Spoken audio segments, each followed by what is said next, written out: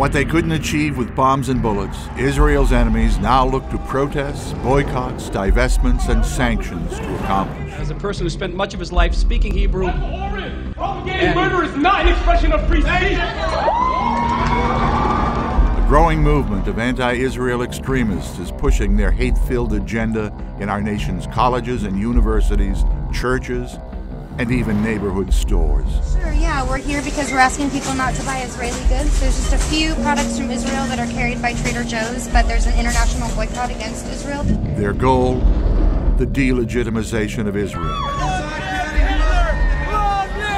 Groups are forming in California, Illinois, New York, and just steps away from our nation's capital, spreading lies about Israel, refusing to allow Israeli officials to speak. Don't squander the opportunity. You know him? Guilty of 101 Exclusively blaming the conflict on Israel, making excuses for terrorism, and calling for the use of the same kinds of sanctions and boycotts that have been used against Sudan, apartheid South Africa, and even Iran.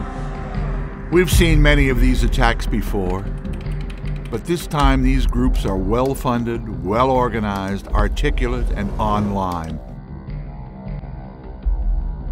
More and more anti-Israel books are being published every year, and they are becoming increasingly mainstream.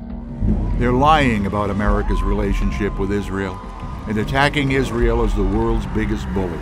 And they will not stop until Israeli leaders are in The Hague and the state of Israel is wiped off the map. The American Jewish community can no longer stay quiet as Israel is unjustly attacked and the Jewish state's right to exist is denied. We must meet them face to face, go where they go, stand where they stand, speak where they speak, buy what they boycott. We must fight back before it's too late.